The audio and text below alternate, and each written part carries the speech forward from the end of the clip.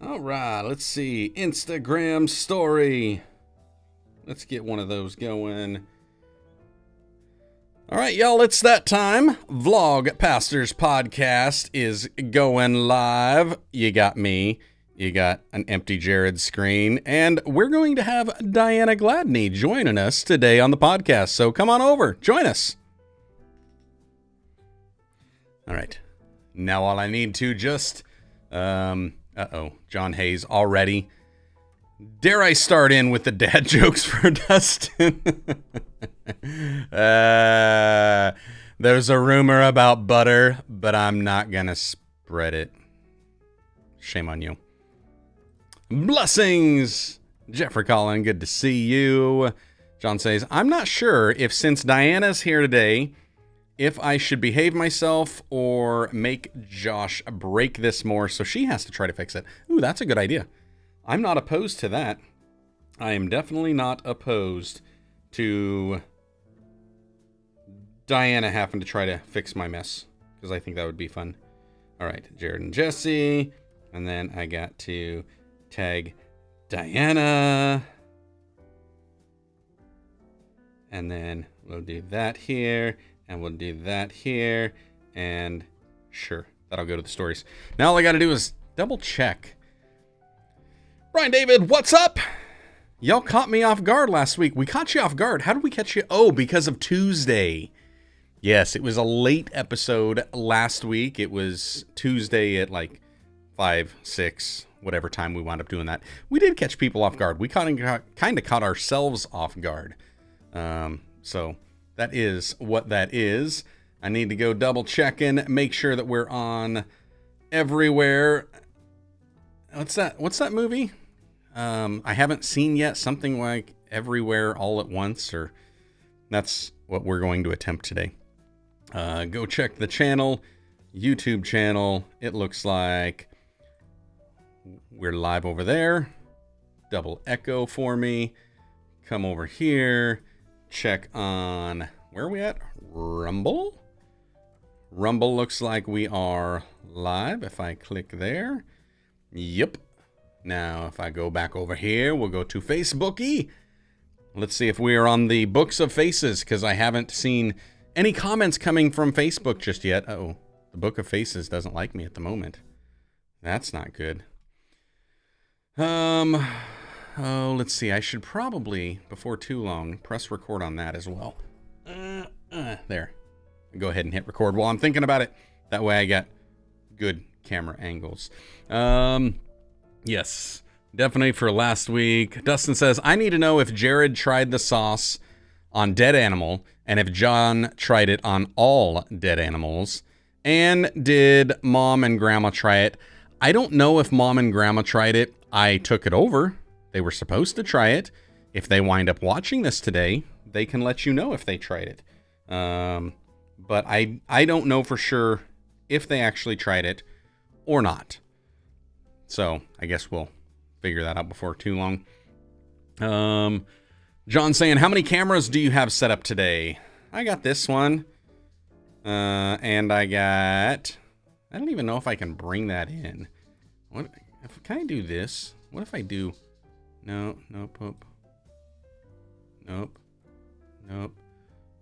I don't know. Here we go. Wait. Click on here. There. Now you can see. There. Now you can see. I got multiple ones. So I got... Uh-oh.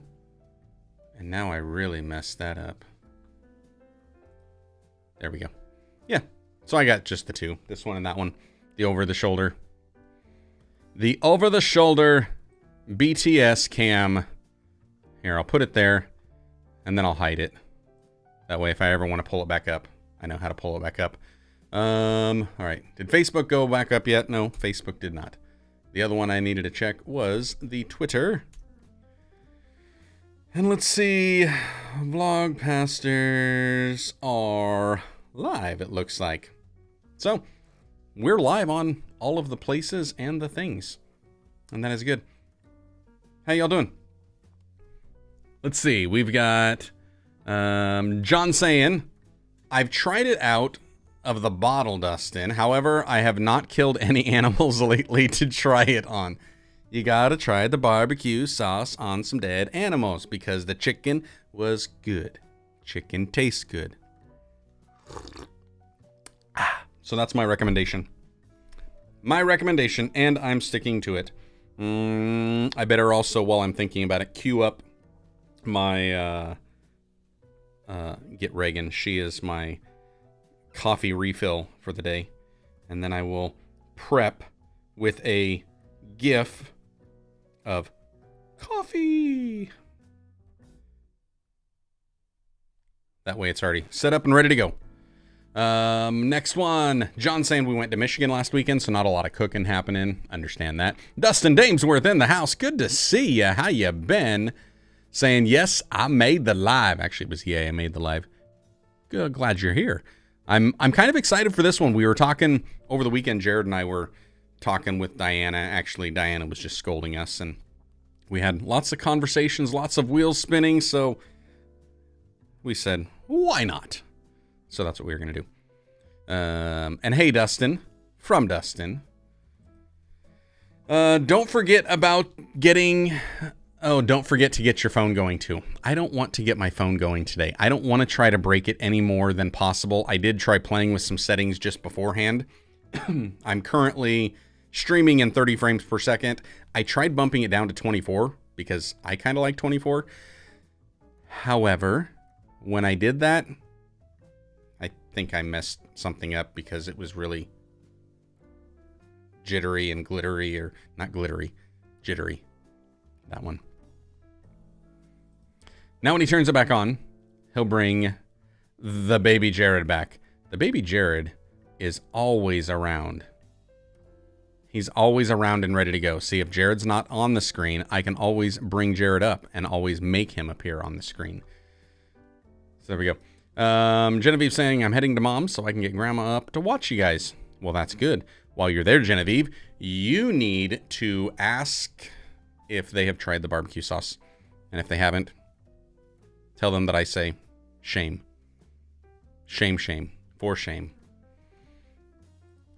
Dustin says, I can't stay. Have fun. I'll watch later.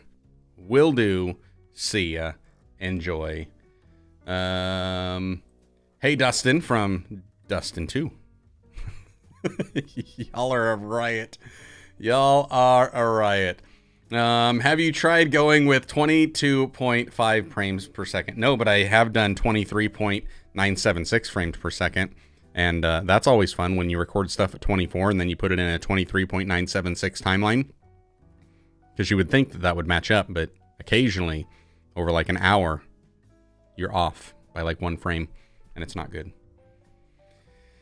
Anywho, I want to know about Jarrod's journal on his Bible back there. I would like to know that too. I would like to know that. I think that is a good question. A good question that Jarrod should answer. Not sure he's going to, but I think he should. Maybe even make a video about it. Don't you think? Have one of the vlog pastors actually make a vlog about something that he uses. I think that's a great idea. I think it's an excellent idea. What coffee mug are you going today? I have got some Marvel action going on. So you got Hulk, and you got Cap, and you got Iron Man, and if we turn all the way around, you got Spidey. So that's the mug for right now. We'll see if it remains the mug for the entire stream. I can't guarantee anything. But I guess we'll find out. Yeah. Wayne's saying, no Thor, I'm not interested. Yep, understandable. I get you. Let's see. Can't wait for the show. I've been waiting for all week. Awesome. Good to hear it. Video about your Bible and journal and study habits. I like that.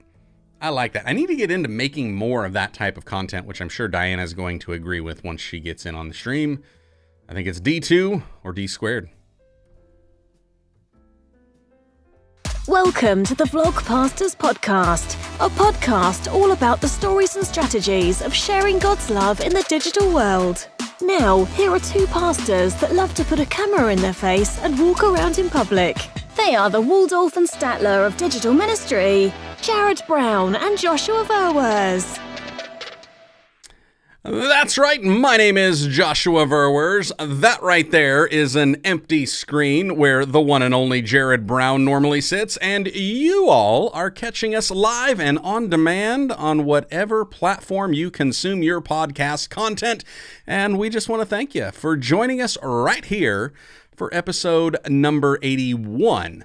Also, while I'm doing a little bit of housekeeping here, make sure that if you guys you're giving us a subscribe or a follow on those podcast platforms like the YouTube and the Facebook and the Twitter and the Spotify and the Apple Podcast and the Rumble and all of the other things. And while you're there, don't forget to leave us a rating or a review, because apparently doing that and hitting that little like button, it somehow helps the show to go out and get to more people, and it's beneficial. I'm not quite sure how it all works, but apparently it works. So make sure you do all the things and have all the good fun stuff, and we're going to have a great episode today. I believe we have got this episode titled Niche Audience and Video Ideas with the one and only Diana Gladney. She's going to be joining in here momentarily. And just to get things kind of out of the way for you guys so you kind of know what's going on. Right here, I said there's a little empty screen. We had planned on Jarrod being with us. Unfortunately, Jarrod is a little under the weather this morning, so he's not going to be able to join us live. And the best that you're going to get is if you happen to be watching the video, whether that be on YouTube or Rumble or Facebook or Twitter or Spotify even, you might be able to see Jarrod in a format of a little baby angel right now next to me. And why do I do that? Because I can. He's not here to stop me. So that's what we got going on. Also, just want to give you guys a little bit of a heads up on what we're going to be doing for the show. Diana's going to join me. She doesn't even know. I had given her a time frame of 10:45 after Jarrod and I would get kind of done with our housekeeping stuff. And then she was going to pop in, and we were basically just going to let her scold us for the next 45 minutes to an hour and a half. However, because he's not here, we don't have that little housekeeping. If you guys are not familiar with who Diana Gladney is, Diana Gladney, she's a content creator, a business owner, an entrepreneur. She just released an Amazon bestseller. It is out there, and y'all got to see this book. If you haven't already, you can catch it at onerightvideo.com. It is an amazing book that I have only caught a little bit of, where it's just been a... Here, let me pull in Diana here real quick. I'm going to pull her in, and we're going to get Jarrod's face off of this. And hi, Diana. How are you? I am doing amazing. How are you? I think I'm doing okay. However, I just had a phone call from Mom, and she knows that I'm streaming right now. I'm thinking I might need to actually take this phone call. Here, let me see if I can call her right back real quick and hopefully figure out what's going on. We don't have Jarrod, by the way. Gotcha. Let's see. Well, we'll do this while I get some coffee.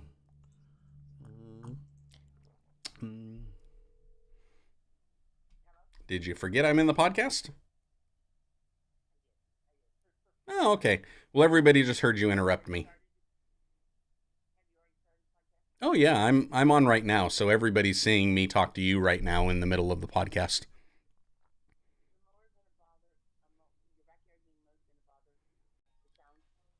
It might, I don't know. Bye. All right. It was nothing important. Shame on them. Yes, it was. So am I supposed to pull in your other one? Uh-oh. You have yourself muted, it says. We've got technical difficulties rolling on. So, because I had 2 feeds. Yeah. And so this has come through Safari. For whatever reason, I'm just needing to switch browsers. Okay. Are you good now? No, I have to switch. We'll switch again, and then we'll run it. Back. The magic of editing is that we can take care of all this. This is a wonderful show. All right, Diana's going to hop out, hop back in. So in other words, she is filling in for Jarrod because y'all that watch us on a regular, you are used to us doing that. So, yeah, it's a good one. I think she'll pop back in here in a second. But like I was saying, Diana Gladney doing amazing stuff out there. She has been a friend. She has been an extreme help on all things YouTube related. And this is her new book that she's got out. I'm going to go ahead and give her a plug while I can. OneRightVideo.com. You need to go check it out. It is an entrepreneur's guide to grow your community, get more qualified leads, and close more sales using YouTube. This is, as it says, jam-packed with practical tips and tricks. The book will help entrepreneurs and marketers elevate their brand, grow their business through captivating and effective video marketing. And it's available right now on Amazon. So if you guys haven't already picked this up, make sure to do it. I believe I've got a link for it down in the description or the show notes or the whatever we call it. So go check that out. Pick that thing up because, it's very valuable. I'm still waiting for Diana to actually, kind of come out with a version that is audiobook on it. She did over on her podcast, wound up releasing a version of it. And that version was, where am I at? I'm losing track of myself for a second. But that version, I think it was I want to say it was the 3rd chapter that she wound up reading of it, and she's creating that audiobook. But if y'all have been around for some time, even if you've been around with Jarrod and I here on the podcast, we talk about Diana quite a bit. We talk about what she's doing because she's been very influential. She's got kind of this video marketing mind that really kind of extracts some stuff out of us. So it's going to be a good one. Get to some of these comments here just so you know. Sean is saying, I think Josh just said his refill needs to be in a random mug. It might come in a random mug. Reagan is going to be my floating coffee hand. I don't know what she's going to do. She may just refill the same one. She may refill a random one. It's going to be whatever she feels like doing because I'm stuck right here and there's not much I can do about it. Live and on demand and on time today. Yes, we were live on demand and on time. Wayne saying he hit the like button 5 times. Does that mean we get 5 extra likes? Or does hitting it 5 extra times just mean that somehow we wind up getting, like, you like it and then you unlike it? How does that work, Diana? If Wayne hits the button 5 times, does that mean he keeps liking it 5 times, or does he like it and then unlike it? Like and unlike it. Okay, so he only liked it once then, for shame. Yeah, it's like and unlike. But you can't hit the heart button while you're live on YouTube, and then that will show up multiple times. Yeah, Dustin Davis was saying there are 8 live and 5 likes. Hit that button. Yes, Diana's audio, John was saying, was a bit clippy and garbled. Let's do a sound check in the meantime. So, by the way... Yeah, it was something with the... like I said, I was trying to update some stuff with Chrome. The Safari browser was what I was using for a second. I'm like, yeah, I was hearing the same thing. So I'm like, So let's see. So hopefully this is okay.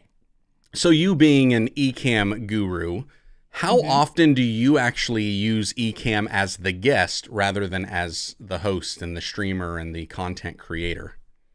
It is very minimal. It'd have to be like if I'm joining another show like today and that person is using Ecamm, or I'm doing some kind of training where I need to join as the host and then also as the guest to show both sides of it. So, but it's very rare, honestly. But always easy peasy. Yeah, it works. I was just wondering that because of the Chrome browser and stuff like that. I think I've only come in as a guest one time, maybe using Ecamm, other than testing it out on myself. Setting my own stream up and then using my phone or web browser with another cam link just to see if it'll work. But yeah, it's interesting. Yeah, Chrome has been, especially since they did their recent update, it's been kind of weird because they did something with, if they're trying to basically not have Chrome be such a resource hog. And so they're like, oh, if you don't have that tab actively open, then we're just going to, basically put it to sleep. Well, that doesn't help when you're doing a lot of different things and you do actually need stuff to stay working. So I've been doing all of that these past couple of days, which has been just phenomenal. Right? Yeah.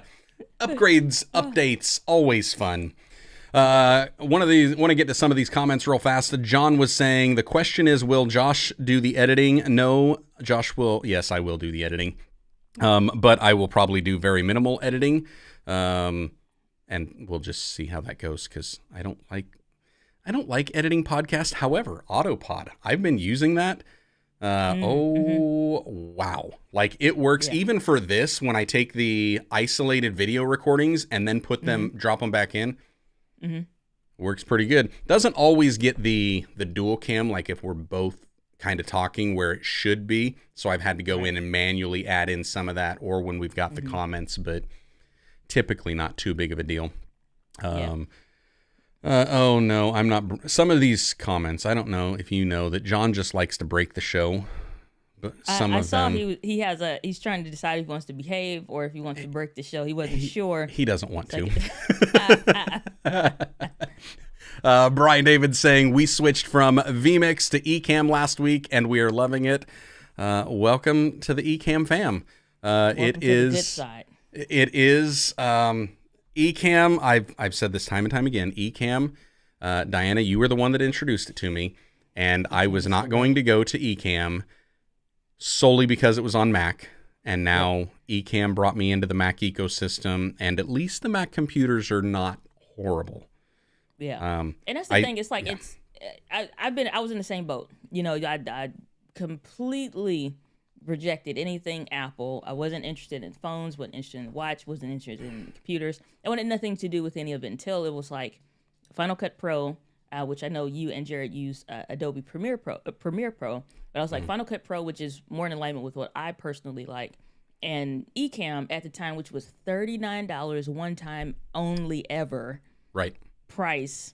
And I'm like, then it jumped to like $68 or $67 or something like that. And I was like, I need to get this program before it goes to subscription. And so I literally bought a Mac and switched over completely because I just like the ecosystem now, but just solely like for Ecamm. So and I did not get it when it was on the one time only. I had looked at it, I had thought about it, but I still was not willing to go that route. I was like, no, I'm not. I hate all things Apple. It's not going to happen. And then when I finally tested it out, I was like, oh man, I should have done this like a year ago.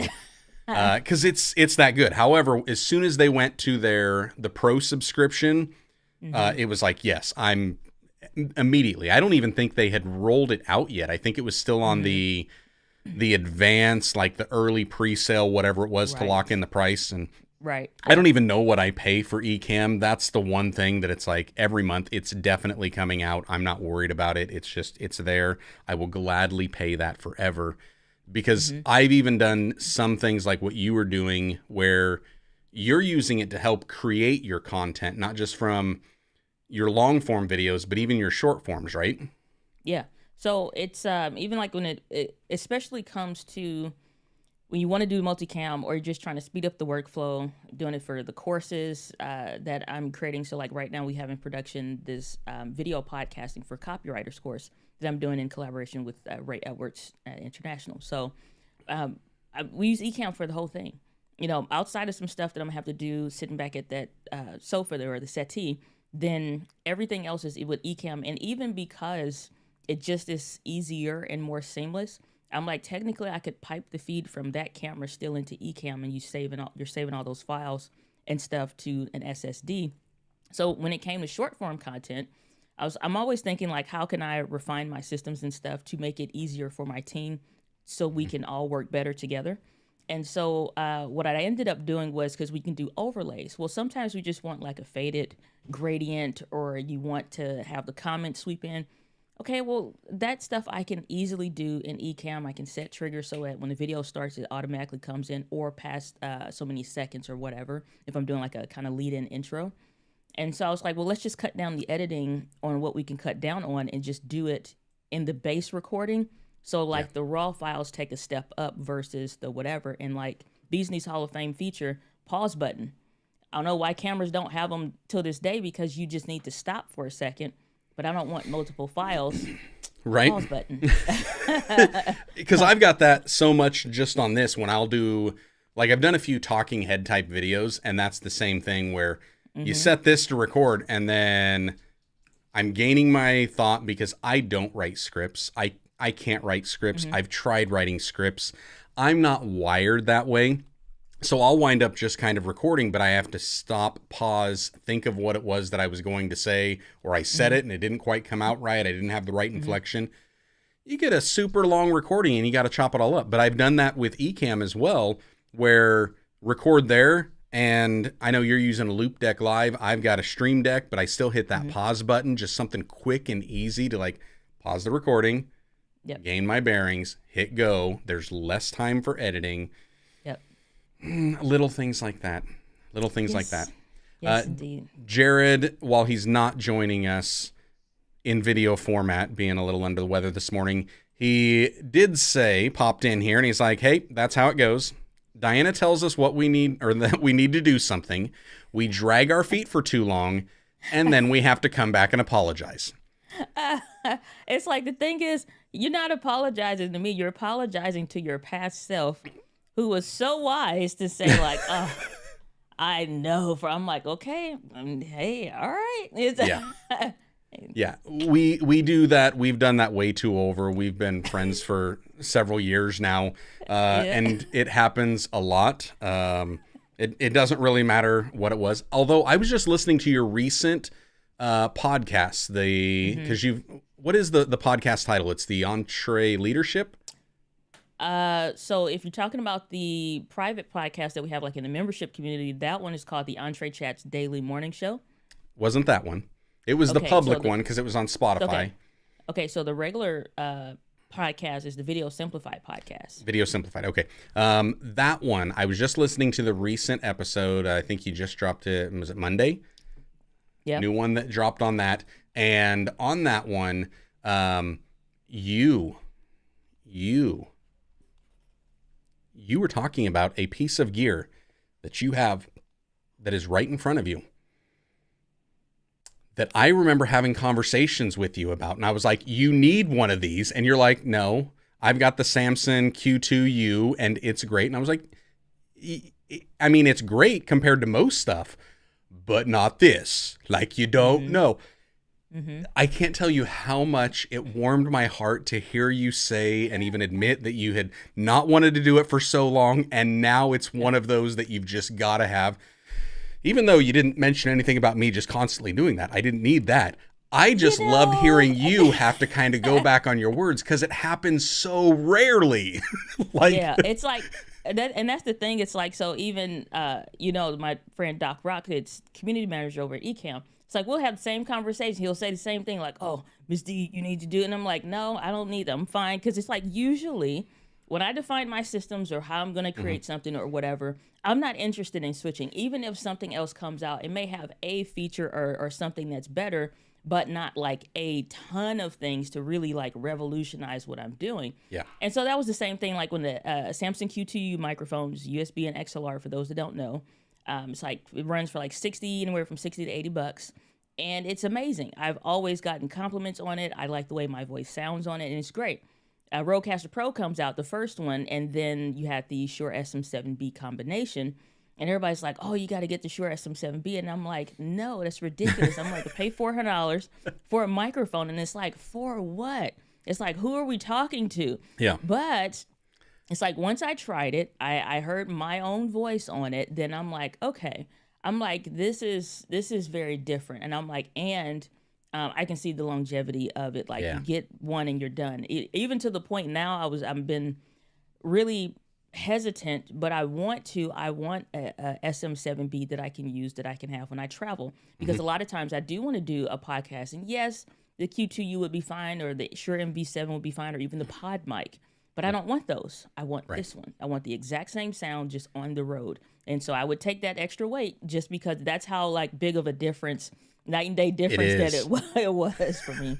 And that's the thing, like, because I had an old Shure. Like, I've been with Shure, I mean, being in pastor and ministry, and even prior to that, doing a lot of DJing. And so I've been in sound for a while and dabbled in it. Not pro level, but enough that I know what sounds good to my ears.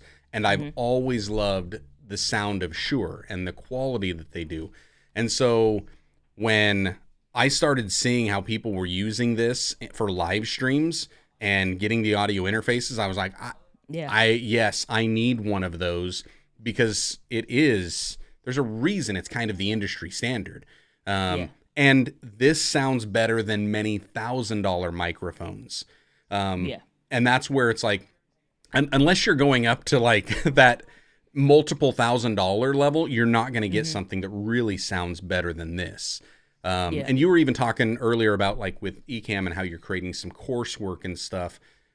One of the things with this being a dynamic mic, to cancel out that background noise. Mom's phone call earlier was to ask me if somebody was mowing the yard, if that was going to bother me. I'm like, I don't know, maybe. Like, it might not.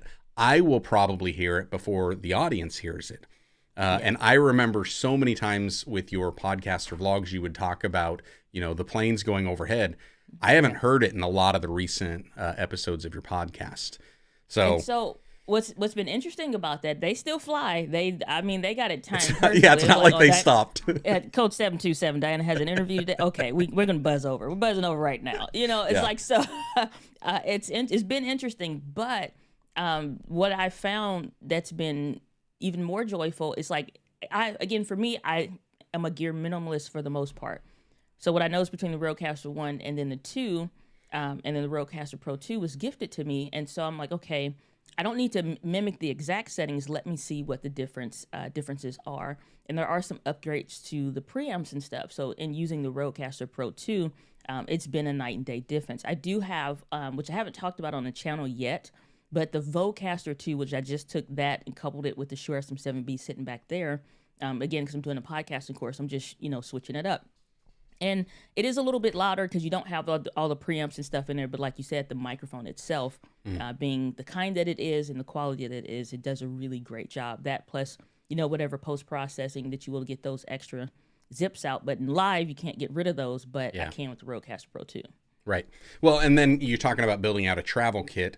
The new Rodecaster Duo may be a perfect thing for on the road, because it's got all of the Rodecaster Pro 2 essentials in a more compact version with only 2 channels rather than the 4. Exactamundo. So and that's like where we say we're minimalist, but you've got as much gas as I do. No, and so my thing is, I don't mind acquiring the gear. Correct. If it makes sense to certain things, because I've traveled several times with the Rodecaster Pro 2. I have a little case that works great for it. But once you start, like, I don't want to really feel any of the weight of any of the gear that I'm carrying, because I don't ever want it to feel like a burden. At the point to where, especially if I'm just capturing my own content, not if I'm actually going to do something, that's different. But if I'm actually just traveling, like, again, like I did the social media marketing world and spoke there again this year, if I'm going to go and travel and do that kind of a stuff, I do not want to feel the weight of the gear that I'm carrying. That means something needs to be swapped out, because for the most part, you can usually find it. So I think it's the Streamer X or whatever, like the little small jigger is that they have. Yeah, it's like that is something I'm very interested in trying, because again, because it's video and audio interface. Yeah. Yep. As long as the, which I'm probably sure they've battle tested to a point, but Rode does a great job with the software and firmware updates. So I think that would be something that I would pick up, because there are times that I want to do podcasts, or there are times that I want to do whatever. I don't mind having like the Samson Q2U or MV7 for like a guest, but for me, I know I want my SM7B. So I'm like, okay, if I'm doing a portable podcast, I'm taking way too much weight for the mics, but I can always switch that out. But that Streamer X is a great solution. or even the other one is like a Rodecaster Pro 2 with only the 2 XLR ports in it. That's really great too. Yep. And for those that are wondering, I don't want to get down into this rabbit hole too much, but this is a lot of this conversation that we're having right now is actually in reference to it relays back to the recent podcast episodes you had, which if you're not already doing that, Video Simplified Podcast, episode 109, the best way to build out a video creator kit as an entrepreneur. And Diana does break all of that down in that episode about trying to get the right gear for you. Make sure that it actually works for you so you don't do like John and Jarrod are saying that I do and have way too much gas and buy up way too much stuff. So yeah, it was a great episode. Like I listened to it. I listened to about 1.5 times of it. So I listened all the way through and then I went back into the middle of it because there was something. And I can't even remember where it was. Maybe it was when you were admitting that the SM7B was excellent. I might have had to listen to that again. Yeah, okay, so here's the gist of why Jarrod and I wanted you on here. And, you know, Jarrod's saying that he's under the weather. I don't know. I mean, if I was a younger individual, like 20 years younger, I might start to use a term in reference to this thing on my head. But I don't know. I mean, I don't know if he's actually under the weather or not. I haven't seen anything of him. I haven't heard anything. He's obviously here in the chat a little bit. I do know that he, like I, in our private chat that we have on Instagram, it is often what Jarrod was saying, where you tell us to do something, we don't do it, and then months down the road, we get convicted by the Holy Spirit working through you. And then we get scolded and it's like, I'm sorry. I must repent because we did the wrong thing. And you should. No, I'm just kidding. And that was this last weekend. I think I ended out the conversation, you know, it was getting close to bed. We had to get up. We got to preach in the morning. And I think I had said something of, I don't know as I have all of the clarity just yet. Okay, hold on. Before we go into this, John's breaking stuff. John says, forget the coffee, Reagan. She didn't forget the coffee. She brought the coffee. But he says that she was supposed to bring paprika.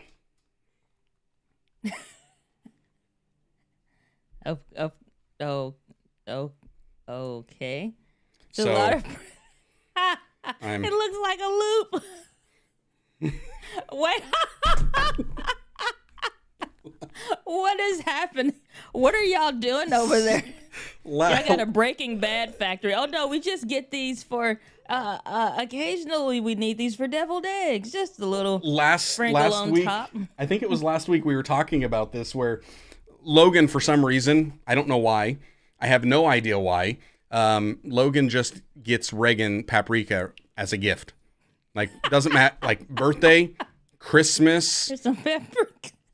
Yeah. That is so funny. Paprika. And we have way too much paprika. So I told anybody if they need paprika, there's paprika. There's way too much paprika in here. Anyhow, so yes, I did I got another Marvel, an Avengers mug this time. Sweet. So where we were at, I said, I don't know if I had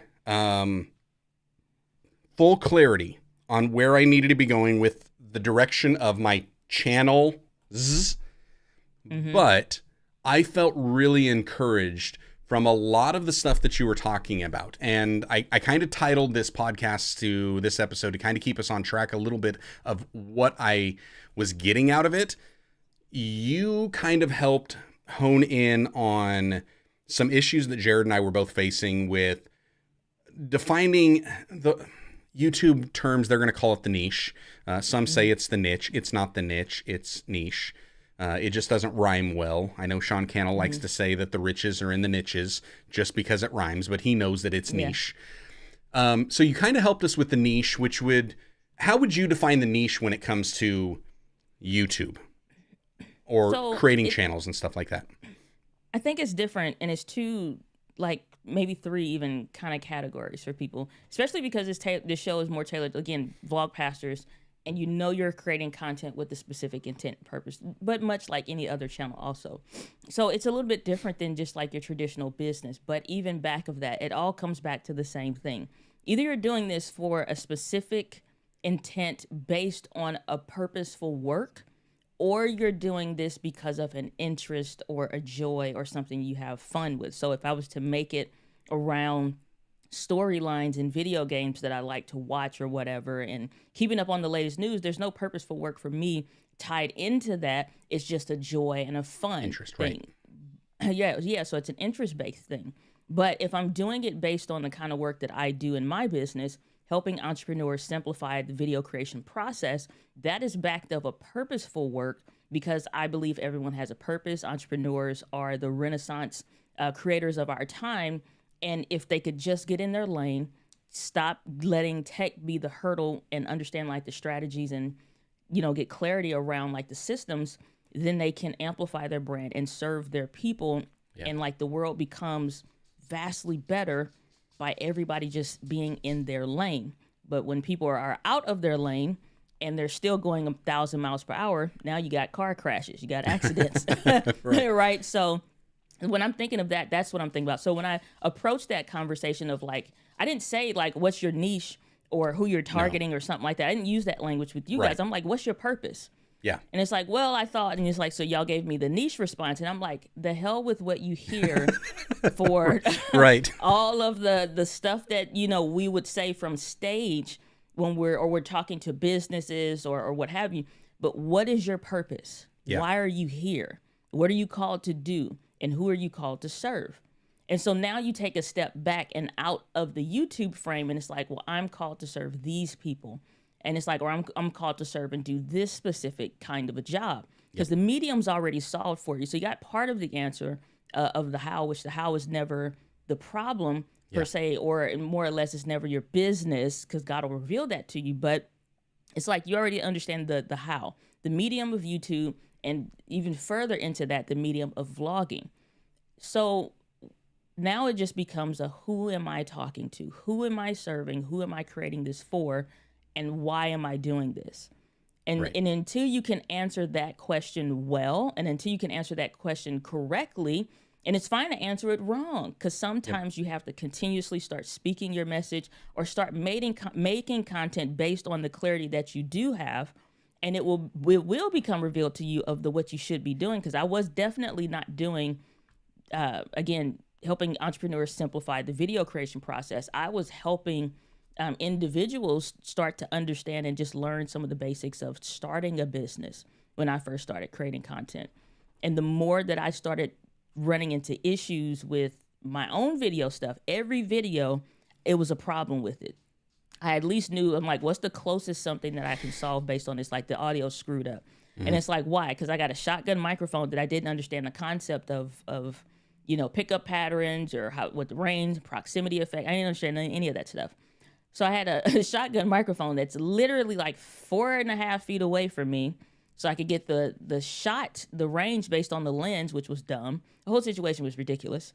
And so I got this 50 millimeter lens basically in the hallway with a shotgun microphone down the hallway also. And I'm back here in the corner trying to frame up the shot, I'm like, this 2 and 2 is not equaling 4. Yeah. So it's like, okay, now we understand like the who we're speaking to, who we're targeting, or it's like in the creating my message and figuring out what's wrong with it. I'm like, you know what? I'm actually not as passionate about this other thing that I thought. So that addresses the whole, I'm multi-passionate. It's like, no, you're not. You're just full up on the inside. Yeah. Until you make a decision to go with one or the other, and which one you think you're more passionate about, then you figure out, you know what? 6 months, a year in, and hell, it could be 2 years sometime. You're like, I'm not actually that passionate about it. I really now understand I really should be doing this thing. So it's never a bad decision to make a decision, because you'll figure out where you actually should be going. But once you know that, now it's just like, okay, now we can do the work of actually reaching these people and connecting with them. Yeah, and from a, if we pull in just biblical principles behind this, it's that whole write the vision, make it plain so those that read it can run with it. And you were talking kind of like not the niche per se, but where are you trying to go? Who are you trying to serve? What are you even doing this for? What's the purpose behind it? And I think that was important for me to hear, and I'm going to speak for Jarrod because he's not here and he has no choice.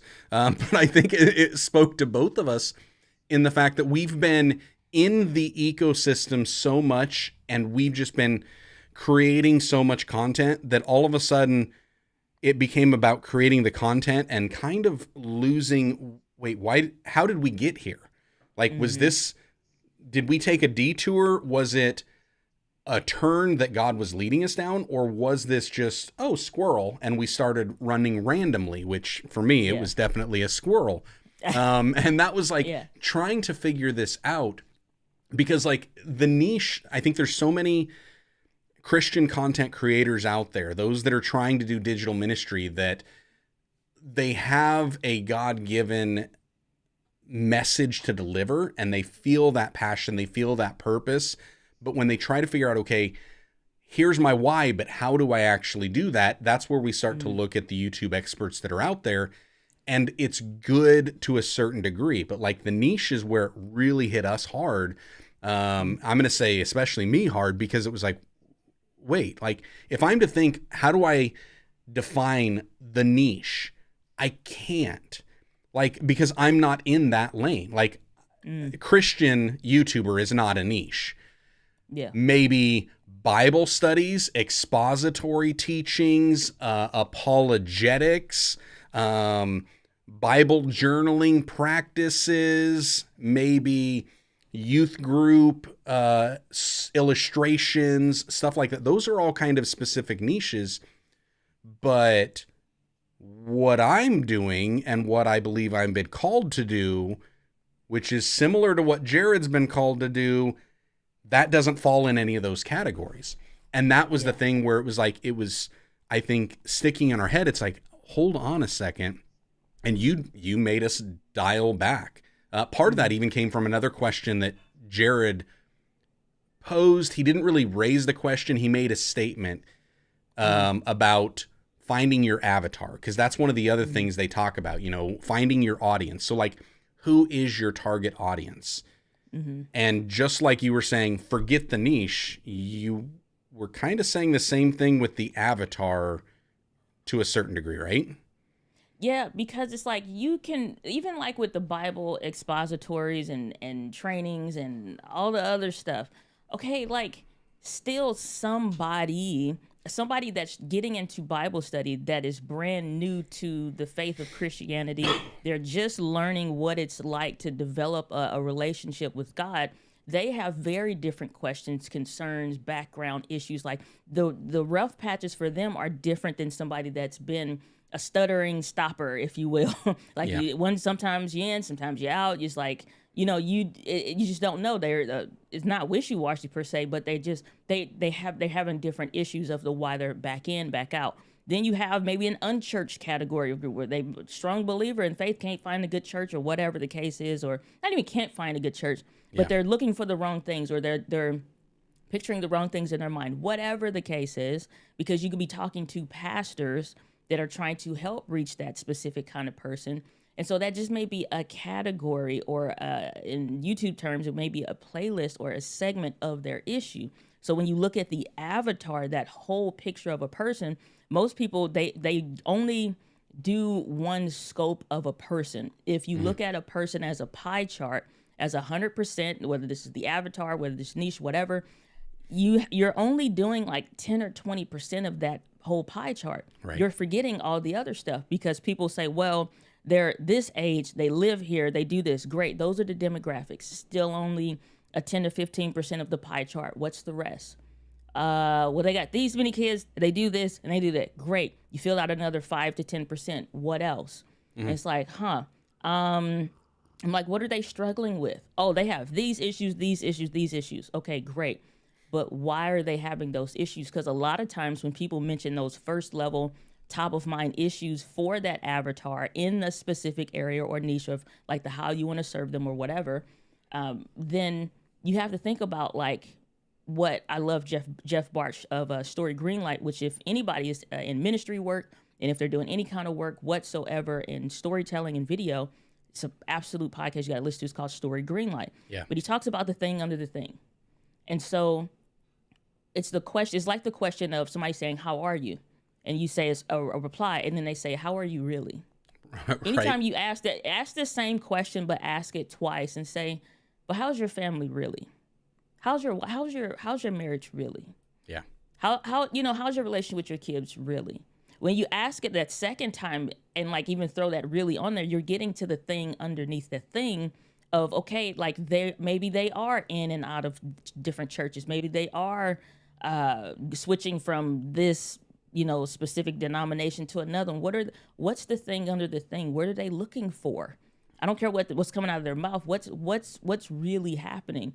So when you ask yourself, like, who they are and what problems that they're having so that you can better understand how to serve them or what content to deliver to them, it's like, okay, but why are they really struggling with prayer? Yeah. Because they may feel like it's talking to thin air. They don't really have a relationship with God. They don't know know how to develop one. They don't know the qualities of what living the Christian life successfully looks like, of having not just a good prayer life because you're doing a routine and checking it off on a checkbox, but actually having fulfillment and knowing what that means. It feels like a real relationship. You know what I'm saying? So, when you get to the thing under the thing, now we're talking. Yeah, and that's where that whole concept of the thing under thing and getting to the root of it, like, I don't know if I was working this the right way, the wrong way, the way you had intended, or just the way it happened. But that's where I was saying, like, Saturday night as I left it off, it was like, I don't know as I've got complete clarity on what I'm doing, but I felt really encouraged. Like, it felt like I at least know what my next step is and what I need to do. Part of the lack of clarity from me was I've got 4 channels. Well, I've got 3 channels that I'm making content on. I have another one that I feel like I need to remake content on. And then there were a couple others that it was like, oh, this would be fun if I did. And it was like way too much. And I felt like I was dividing myself up so much in doing that. But getting to that thing under the thing, it's like, for me, to classify the 4, just so y'all know, it would be the main vlog channel, the Joshua Verwer's channel. There's a Bible reading channel that I've got. There is the Vlog Pastor's channel, and then what Joshua needs to come back. And the thinking and the rationale behind that was working backwards. I like talking tech. I like telling people about what I'm doing and what I'm making and stuff like that. And there's not a place for me to put that makes sense, that doesn't distract me on the vlog channel. Like, I can do it and I can make it make sense, but every time I've done it, I've went so nerdy and so geeky on it that all of a sudden I have like paralysis when it comes to actually creating the content. Yeah. And if I were to sit there and look at, okay, if I'm going to try to make any money off of any of these channels, that's probably the one that has the clearest path for generating revenue. And if I can keep that clear and clean from the other stuff, I think it had the most focus to do something like that. So here's the difference. And it goes back to, I remember that conversation of when you wanted to start it, when you were making content for it, and what challenges between your 2 channels, your main channel and the What Joshua channel were, and then why you eventually decided to bring that content back to the Vlog Pastor. And again, it goes back to the root of the issue. Why am I talking tech to begin with? Because the difference is your excitement and general interest in the tech and all the things and X, Y, and Z goes and exceeds beyond the purpose of potentially the who and the why would we even be discussing it and the who it's for. Right. This is why I know what level to filter through for. If I'm talking a live stream, somebody ask a very nerdy question about tech, I'm going to say, okay, great. So here's a warning real quick. If you are brand new to video, just sit back for about 2 minutes and chill, get some water. Yeah. Because I'm basically going to be speaking Japanese between the lingo and stuff like this. Right. Not what we talk about on the channel. If you are into tech, follow up with some questions real quick because we need to get out of this mode because 90% of or maybe even 80% won't understand what we're talking about. Yep. So it's the difference. I know my ideal target audience, which we've now named in the company as Streamline Steve, that fix that, it's like that's the personality. Yeah. It's like we know Steve, he's not necessarily tech illiterate, but past the point we're going to lose him. So it's like, how would Steve interpret this? Steve is going to get lost. So now we know what to filter to the content and what not. And so the difference is, if you just want to solely go as far as your interests truly are, then it's like, fine, what Joshua, but tech still on the Joshua Verwer's channel still makes sense to the lane of content if the target audience was other pastors that are wanting to do what you're doing and needing to understand the full scope of it. Because again, the tech may be only 20% of the whole pie chart of what that ideal person that you're serving actually needs. That's where people get derailed because you figure, I like this 20% section way more than any of the other stuff. I'm going to dive deep into the 20% section. The rest of the channel or videos fall flat, or maybe they do really well, but you start attracting the wrong people and you're like, but I'm not serving my people. Oh, should I start another channel? And it's like that now. So now you just get lost again. Yep. So it's that same kind of hamster wheel of situation and circumstances. Who are you serving? Why? What do they actually need? And let them be the filter of what you say and the what you produce and the how you share it on the channel if it is intended to serve them. That's why I don't care about saying, and I don't mind saying, if you are a photographer, if you're a videographer, if you're a filmmaker, and you're interested in the perspective of the what I'm talking about from a tech on the channel, you're always welcome here. But just know, I'm not built here. I'm not here to serve you. That's not what this is for. I'm never going to do a photo walk kind of a thing, and here's the photography spec. I don't care. Past the point of getting good thumbnails or occasional pictures or taking on headshot or whatever specific to that, what Streamline Steve would need. Yeah. I don't care about any of that stuff, and I'm okay with omitting it so that I know I'm better serving my ideal target audience. Yeah, and if I were to kind of look at I'm going to say 4 channels that I've got, and to do a slight pivot with the main one, my vlog channel being the main one, the whole purpose behind that at the beginning, and this is where that conversation, it brought me back in, thinking about the avatar, thinking about the audience, who am I called to serve? Like that was really what you had asked us. Who are you called to serve? And sometimes that's hard for me to define the who I'm called to serve, because I have to go, how am I called to serve? And for me, it was kind of coming in with the how to get to the who. And that's where it was part of the method of the vlogging. But it was more about from the get-go, from the very beginning. Like I went back, looked at old channel artwork, looked at what I was saying right out the beginning. And some of that messaging has stuck with it. It's on my shirt. It's on my hat. Like the whole concept was for me to encourage people to live by faith. And the only way I know of really encouraging people is to show them how I'm doing it. I can't do it any other way. Like even from, I'm a vlog pastor. This is the Vlog Pastors channel. It's like the pastor part has to come out, and the pastor isn't about me teaching things. I'm not a teaching pastor. I'm just a pastor. Like, and all I really do is the essential, what the Apostle Paul says, where it's like, follow me as I follow Christ. And that was me coming back to this realization over the weekend of that's what the vlog channel needs to be. It needs to be me really documenting my journey of following Christ as a father, as a husband, as a pastor, as a vlogger, all of that. And where are the stories that really kind of highlight the faith journey? And then make a vlog about those. Now, then there's going to be little pivots from that, because they're, like you were saying, there are going to be pastors that really wanted to know, okay, but how are you doing that with digital ministry context in mind?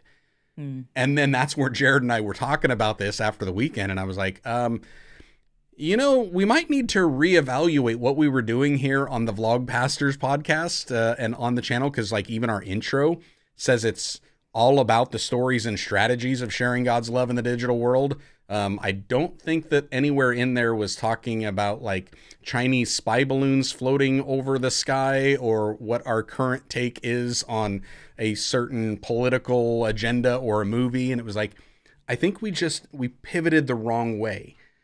Mm-hmm. And if I'm looking at what this channel would really be, is us saying, hey, here's more of the conversations about why we're doing what we're doing and how we're doing what we're doing. And that's where, yes, the channel is going to take a little bit clearer turn than where we've been in the past, but it's where we initially started. It's where the initial aim was. And then for some reason, we just got tired and bored and distracted and, oh, hey, squirrel, and got off track. And that's why bringing you in, because the conversation that you had with us brought some of that clarity of direction back in.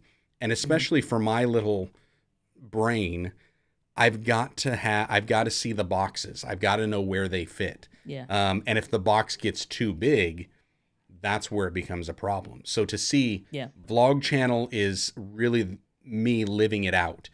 The digital ministry or the Vlog Pastors podcast is really me kind of saying, hey, with this channel, this is kind of what we're thinking and what we're doing. And it's more of the behind the scenes conversations about what we're actually doing, which I think will serve more of those that are in ministry, those that are Christian content creators wanting to have more of that insight.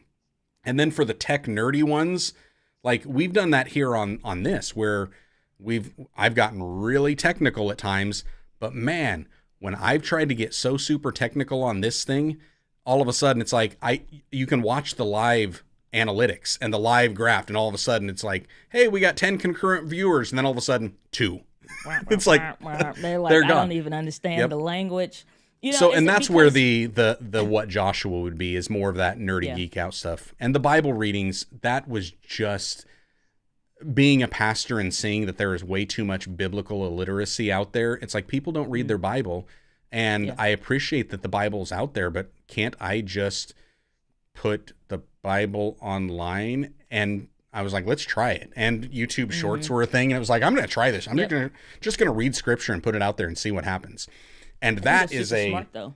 Oh, I throw it everywhere, but that channel, the only time that channel will ever see my face is in the little profile, and that's it. Other than that, you'll never see my face. It'll just be the Bible readings, because that's all it is. The only part of me that's really there is my voice. And that's just because I love the sound of my voice on a Shure SM7B. On the Shure SM7B. No, but no, it's a lot of value there. And I know a lot of people are also in that same category, especially because it's like, and here's what's interesting. If you go to any job, even as a pastor, and you're doing your job, there's a specific parameter. You have specific examples. You know what to do's and the what not to do's, and the what God has put into your heart that you are to be birthing out while you're doing what you're doing in order for you to be effective. Okay, but when it comes to YouTube, it's like, because you have choice, and it's like, well, I can do anything. I can make as many I have free Gmails for the rest of my days. You know, like, so you go bees knee, just crazy to it. And I'm like, okay, well, my thing that I find that is most rewarding is just to start writing about this person that is your ideal target audience, and start speaking what kind of person are they, and like being very descriptive. So again, I did this with like I said, our character we call Streamline Steve in the business. And so that's just an internal name. I joke and say Steve from like stage and stuff, but because it's just funny. but Steve is a real person. And so it's like, okay, Steve actually is he's actually 36 years old. He has a wife. They have a little girl. They do live in North America. And Steve was used to working in the corporate world. Like, I'm describing this in story. And so I just started writing one day, and I'm like, don't put parameters on it. Don't go and like pull notes for this person said to do this for your ideal target. Like, just start describing this person as if somebody said, tell me about Diana. Like, what's her life? Well, she's 34 years old. She lives in St. Louis. She's an aunt to 22 nieces and nephews. Like the auntie part doesn't matter. But you're describing who I am. And she loves white chocolate. If she's into something, she's into something. And one of the things about her is that she knew that she wasn't feeling fulfilled in her life when she worked at the bank. And when she started discovering like personal self-development years ago, she didn't understand it, but now it's unlocked. Like I'm describing in that kind of a detail who this person is that I'm serving. When you start doing that, and it's not that even the how, just start writing. Mm-hmm. Sometimes it's like you got to stop searching the how to, and just do. It's something I really love, and I remember from when I was little, and I thought it was always interesting. The pastor would say, at a church I grew up at, he would say, just try God for the next 12 months and see if your life is better. The word says, taste and see that the Lord is good. Yeah. Okay, it says taste and see. That means don't think about it, don't do it, try it. But the difference with the try we have in the English language versus in our interpretation versus that is that it's the actual doing. So in my company, we have the learn and do philosophy. When you learn something, go do it. And I mean, like, if not that same day, within the week. This is not a month, two. So it's like, okay, I got some time in between an interview. I got 15 to 20 minutes. Let me write some about who Steve is. Let me share a little bit about his life. What kind of struggles is he having? And then just start with where you can think of. And it's like, yeah, he feels all over the place. He feels like this. And just start describing stuff. That uncovers to you who you're serving, because it's like, dag, this is a person that they want to get into vlogging, but they have some concerns. They've seen other people do it. They've tried it, but now they're all stuck in their head. And you just, again, why? Yeah. Just keep asking, like, why? What's the real thing? It's like, because he knows he don't want to do it all the way because he knows his wife is not going to fully support him. He started and stopped stuff before. Why? Because he didn't really have the strategies, but you have strategies. Oh, we have the Vlog Pastors podcast where we talk about strategies. So why don't we make an episode talking about how to get out of a rut when you don't know what to create? So that would be an episode. Why? Because it solves Steve's problem of the why. So you start extracting content topics out of it. Oh, what do we come up with a month's worth of content, which in the case of this podcast is once a week. And so it's like, okay, so if we know that's the case, then why don't I find a sliver of something every week? What's something else that he thinks about? He doesn't like how he is on camera because he's not doing it enough. So why don't we talk about being consistent? What do we do? How do we do it? So that, and the thing you spoke about earlier I wanted to touch on is y'all get bored. And so y'all go way off the rails, which is prone to anybody. But it's like, we're not describing this person. Holy mackerel Louise. Wait a minute. Mm-mm. Wait a minute. Mm-mm. Mm-mm. Wait a minute. You see what had happened was. Your Honor. Now I listen. Promise. Now listen. In our defense, okay, we are pastors, and this was something that I don't feel like would come across on an Instagram text message that we were chatting about the other day. So we take them from birth to the grave, Miss Diana. And so when someone comes in and they are new to the faith, I tell you what, it's deep, so I'm feeling it. All right. Okay. And it's go. nasty. When somebody comes in, I mean, we run with all facets. So whenever you say, knowing your target audience, who are we serving? We serve the baby to the grandmother and the grandfather. We serve the one who's new to the faith all the way through to the one who's growing in the faith. So it's very, very hard when you're talking to pastors to say, let's narrow this thing down. And who are you serving? We're serving everybody. So the niches go out the window. Made it real hard. I'm still struggling with this concept because, you sent out the text message and I felt like for about 30 seconds I had clarity and I was like, oh, I know exactly what to do with my channel. And then I spent the rest of this, whatever this has been, hour of this podcast right here going, I have no idea who I'm supposed to serve. And it wasn't until Trey Van Camp hopped in there in the comments and I was like, I got to stand up for the rest of us pastors out here and go, listen. Yeah. So, and here's what Trey said. I don't know if you saw this, Diana. Trey said, I know that I've gotten off track when I didn't receive the rewards I expected, but my other attempts have led to even less rewards. My pivots have led to even less rewards. And I asked him, I was like, it seems like there might be a question in there. I don't want to project a question on there. I'm not sure what it is. But based on what I'm seeing there what I've experienced, what Jarrod's saying. Mm-hmm. Yes, and amen. Like we do. It doesn't matter. Like we're ministering to them as pastors from the cradle to the grave, everything in between. But here's the one thing where I was going to mention, Jarrod. There is a little bit of, like I had said, that I couldn't find my who without defining the how first. And so when I say like me, I am sharing, I want to encourage people to live by faith. That's what I want to do. How do I do that? By showing how I live by faith. That's how I do it at church. It doesn't matter if it's a young child or elderly. It doesn't matter who they are. That's what I do. I try to relate one of my experiences to them in a way that they'll get it. And I mean, small church pastors get this, you know, on a deeper level too, because there may be many Sundays that you don't have any type of a children's church or a nursery service. So you've got them all in the same, and you're trying to figure out, how do I relate and hit them all so they all get something? Yeah. But for me, that clarity was when I defined the how. How am I going to do this? Getting the focus, and time will tell whether or not this actually works or not. I will say, because Diana was leading us down that path, and history has a way of saying Diana was right, so I think it might actually work. Well, question here, because I think we run the risk of making this about ourselves again, though. Because if we're showing them how we live our life and how we do our faith, how do we keep our attention upon the people that we're serving? Follow me as I follow Jesus. Pause. Follow me as I follow Christ. That's how it's not like the Apostle Paul. We call him the Apostle Paul. People will say, I'm of Apollos and I'm of Cephas. And it's like, no, it's not about that. You're supposed to follow me as I follow Christ, which means if I'm not following Christ, stop following me. You need to follow Christ.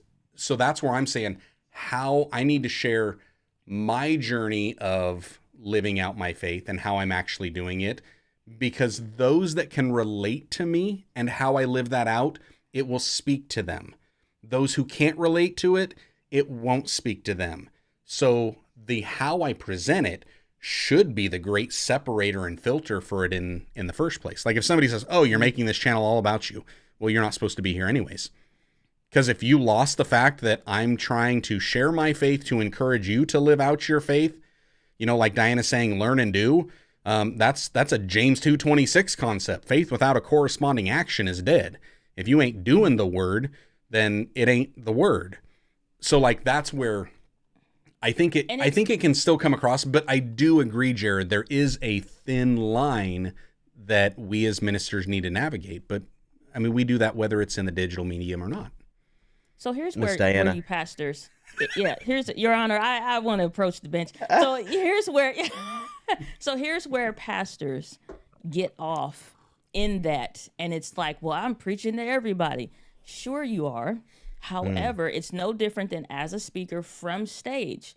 I am still going to, before I ever do a talk, I'm always asking, who is the ideal target audience? And then who are you actually attracting right now? Who are you trying to repel?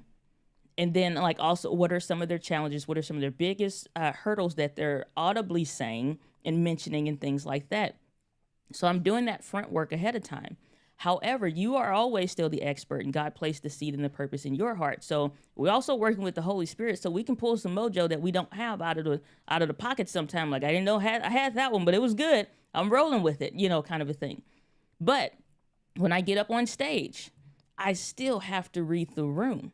I still have to figure out in that moment, now, did they, in between that time of who I'm talking to for the organizer for this event, and I'm talking to this other person, I'm like, okay, now I'm looking at the actual people, and I can see what's hitting with them and what's not hitting with them, and I can alter. So when you're talking as a pastor, you still are segmenting. You're just doing it in micro moments. You're still segmenting to ideal target audiences just in micro niches. So if you're saying, okay, most community churches, if you will, or all churches are in a community, you know, or they're serving different things, you're like, okay, so we had this thing come out, this rule that the church is against stuff or whatever. It's like, okay, we know our people are struggling with abstinence. We know they're struggling with, you've already exposed yourself to something that was not supposed to be for you until you got married. I need to help them deal with this. Who's dealing with that? Yeah, different people, but the person that works in corporate America that has her work husband, but a real husband at home she's ignoring.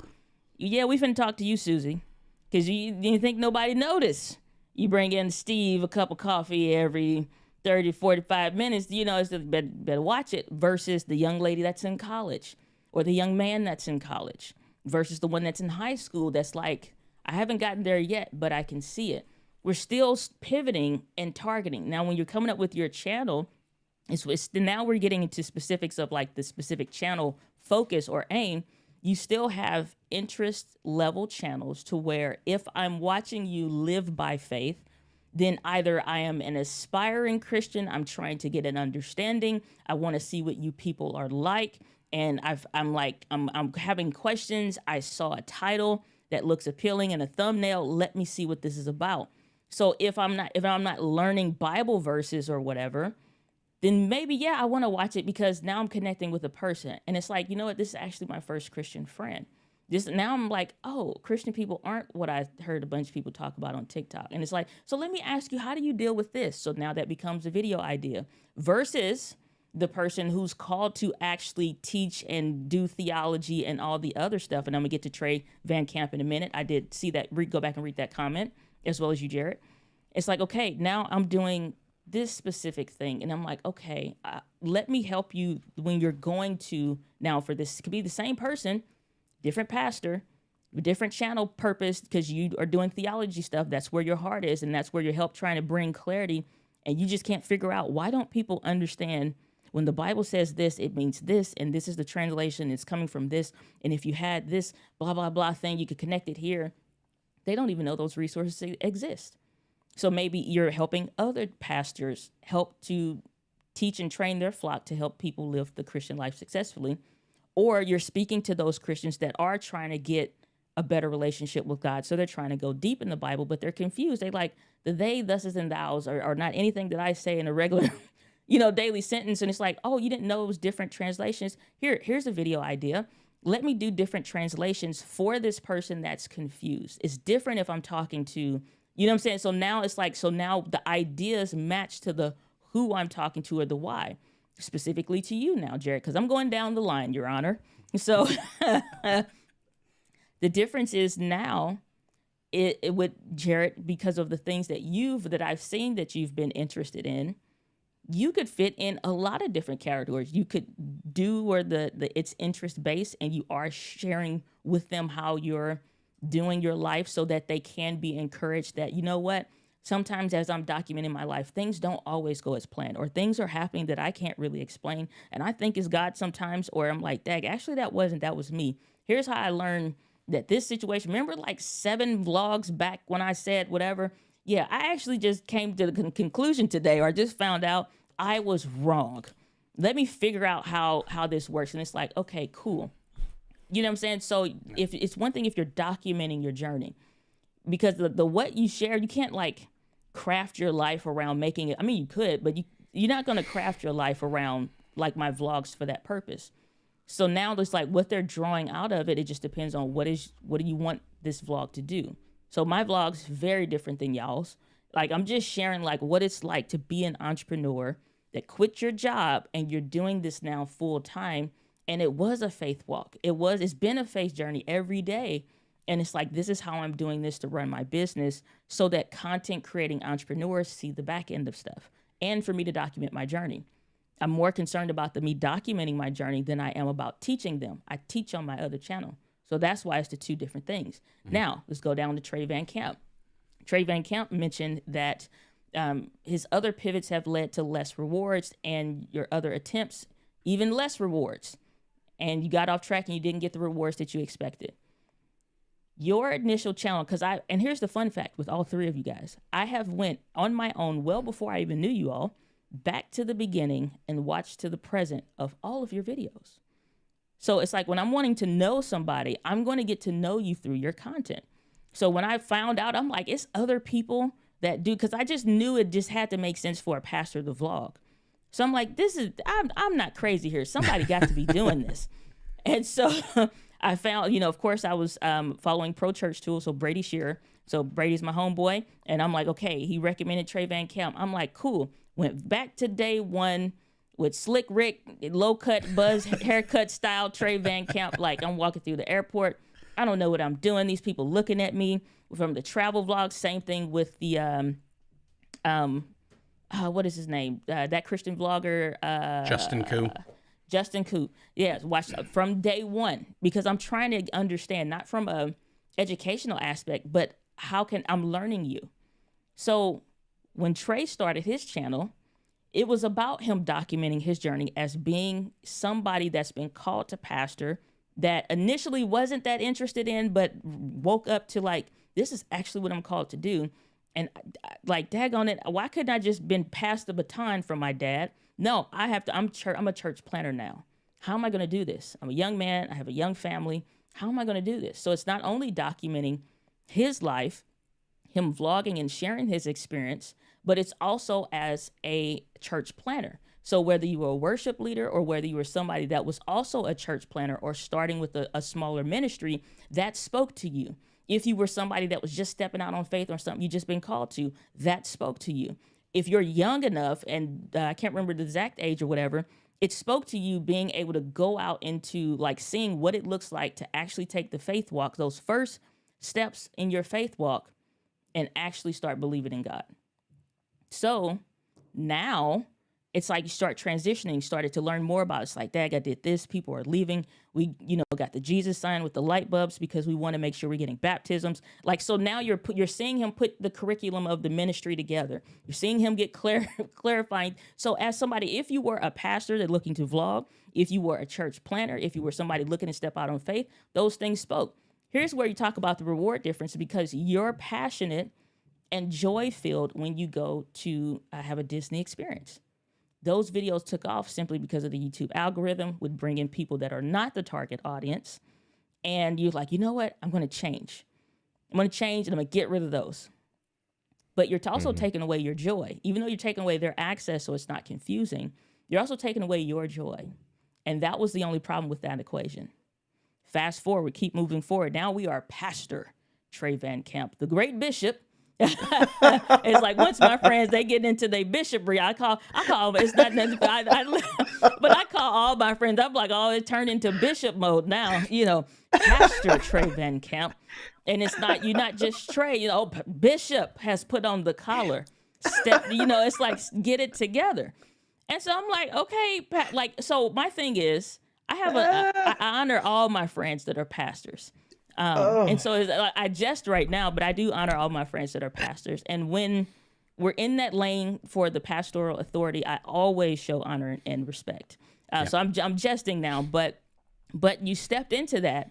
And so now it's not Trey and you sharing your journey. It's not Trey and you sharing your joy with Disney. And it's not Trey sharing that when you are in your place of authority as a pastor, whether you're speaking life into someone, whether you're praying for someone, that authority is a given. So when you're doing like the workshops and the stuff of what you're doing, where you got lost is because you got lost in the sauce. You don't have to make yourself be any of those things you already were.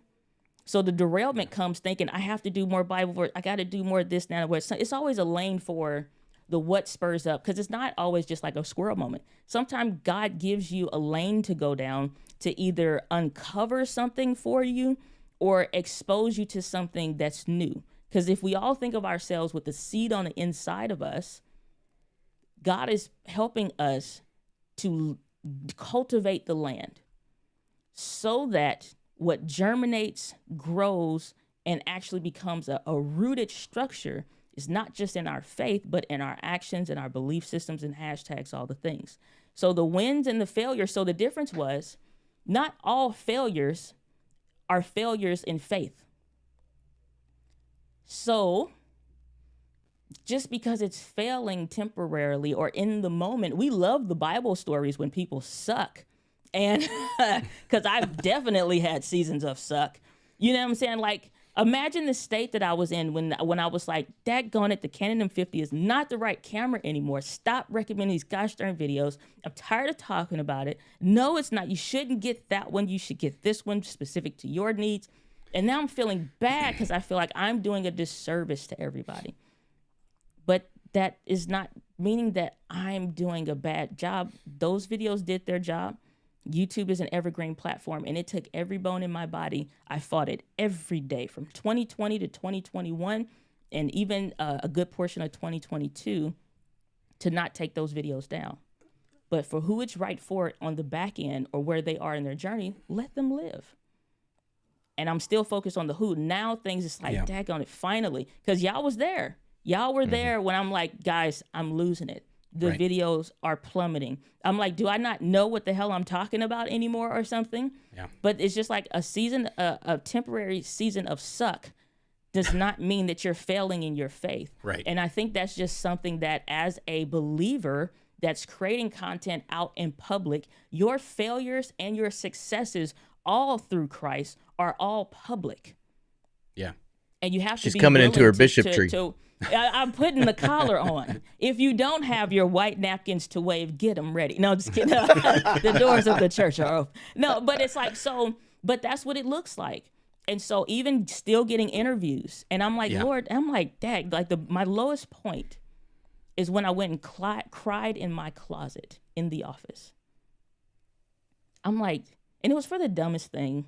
My daddy had got me a gift of a table for my kitchen. And I was like, I don't want that table. I was like, but it was just like, because things were already going crazy. I'm like, the videos are not hitting. I'm like, am I out of tune with who I'm called to be? Or am I doing the wrong thing? And I was going to get a shirt that I always keep, like shirts ironed or stuff like that in the closet. And I just start crying. I broke down. And it had nothing to do with the table. The table's fine. I still got it. It's nice. But I'm just like, Lord, did I miss something here? And the answer is no. The devil don't bother nobody that ain't doing nothing. And sometimes the greatest form of clarity you're ever going to have is to get through that kind of a season, which all of us will go through, and know that you know that you know that quote unquote streamlined Steve actually is who you're called to talk to. But you're not going to get to this next stage of faith if you didn't really believe that for yourself. Would you say that some of that, because I had mentioned this in our chat on Saturday when you had asked, like, what are you guys actually doing? Who are you called to serve? And I said, I'm still trying to figure that out, so I'm just going to keep making content that I want. And when I see it actually resonate with the audience, I'll press in a little bit more and see if it lands in the right spot. Would you say that's a good path to kind of go down, especially when we get those moments where it feels like, hey, maybe I want to pivot. Maybe I want to put on the Pastor Trey hat. Maybe I want to put on the What Joshua hat. Would you say that that's a good thing to at least test out and see? No. Okay. So, but if we don't know, like, so here's the thing. What if we don't know the audience? Like, that's what? Okay. Because, so what do we do? So it's like, again, like I said, some of the best things that you can do in that moment, go back to describing this person and just look at what don't try to strategize, just write the story of who this person is, where they are as much as you can. If you put like 15 minutes on the clock and your goal is to just write without, so the way I do this with clients, I'm like 60 to 90 seconds, write without stopping, because that feels like a huge hurdle. Yeah. 90 seconds and just like never stop writing. So you have to keep pushing. That forces you to keep talking about that person. In the moments, like I said, where stuff is really just like sucking and terrible, it's like you feel like I should do something different. I should switch it up. And there is some validity there in saying, have I taken my hand off the pulse of my people, who I'm called to serve? What if Paul walked away and started doing what he felt like again when he got locked up? Well, I guess this didn't work. It's like, I guess I'm just, look, Laura, let me go into cooking for a little while, because that I'm interested in that. I like what's coming from the kitchen. Let me just explore over here. Sometimes the hardest thing to do is, because I can say this stuff because I know everybody's going to understand this from the faith aspect. Right. Sometimes the hardest thing to do, knowing that we're a believer and we are being led by God, is to be obedient when it doesn't make sense. And if, unless you literally got called to do something else, yes, talk maybe stories. I'm not saying don't put that someplace or whatever, because you will have interests. Let's not like ignore the human aspect of it. Right. Stories. I'm not taking away the focus of the channel. So I'm doing Instagram stories and I'm talking about what I want to. Maybe I'm putting some whatever's on the Instagram channel or whatever so that I can get it out. Maybe I do some vlogs that just live there because I'm like, this is where I'm going or whatever. Yeah, you will get clarity in talking your message and sharing your message through video or whatever. But if it feels like a complete night and day difference or whatever, like I said, Trey going into his pastoral work, I feel started to target who he probably don't want to talk to and don't get fulfilled talking to long term. We all have seasons of like, I'm really joy filled. For me, for example, it's like I get certain seasons where I'm really joyful talking to nonprofit organizations. Then there are other seasons I don't want to touch them with a 10-foot pole.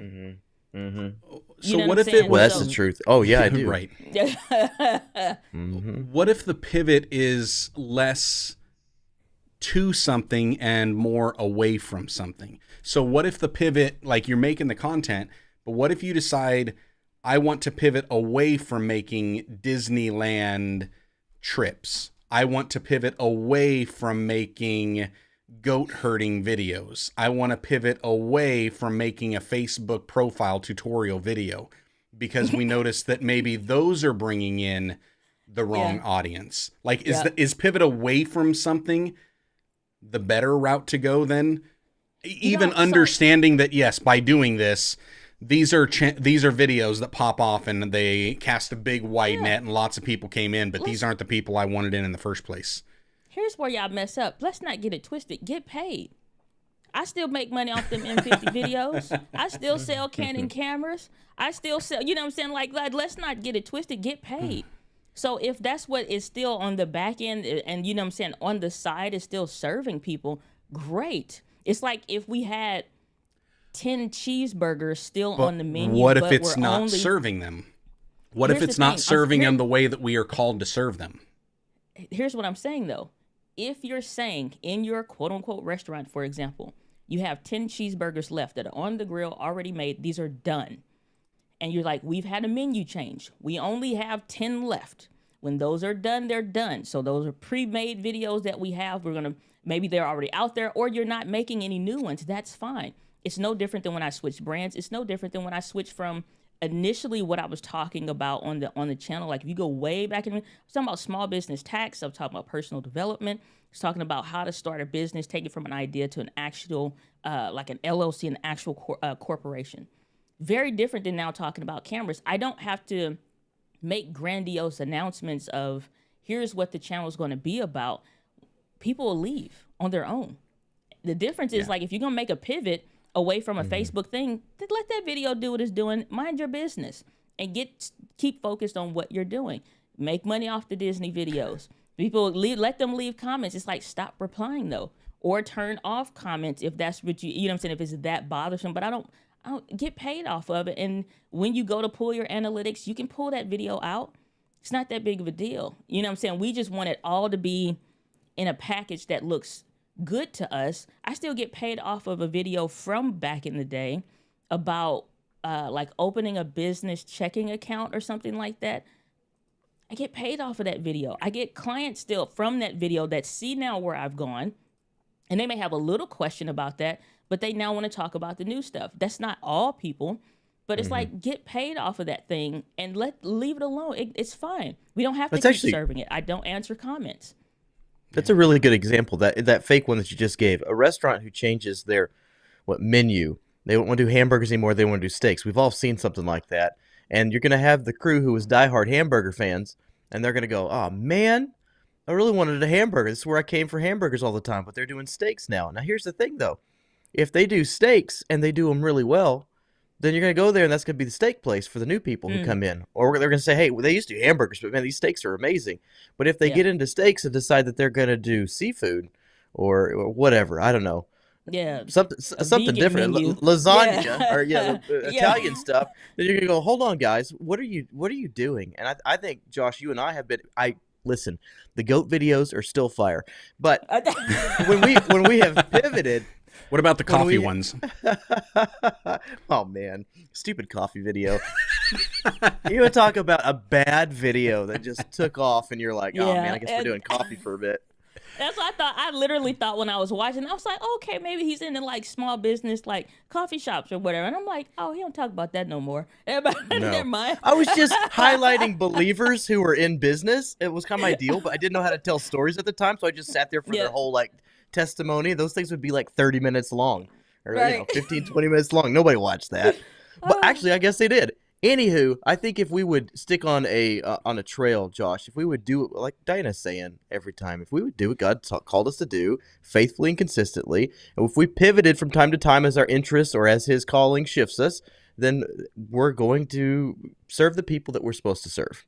I think if I understand this correctly, we might have to weather a few storms or when we shift from hamburgers to steaks. Yeah. As long as we don't go and then to Italian food and then to Yeah, the rest, I think we're going to be all right.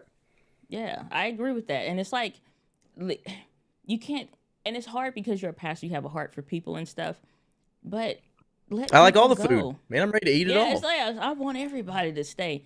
Yeah. People are going to fall by the wayside, and that is not your failure to assume. You know what I'm saying? You can't take ownership of everything like that. Just like some stuff, it's like, let it go.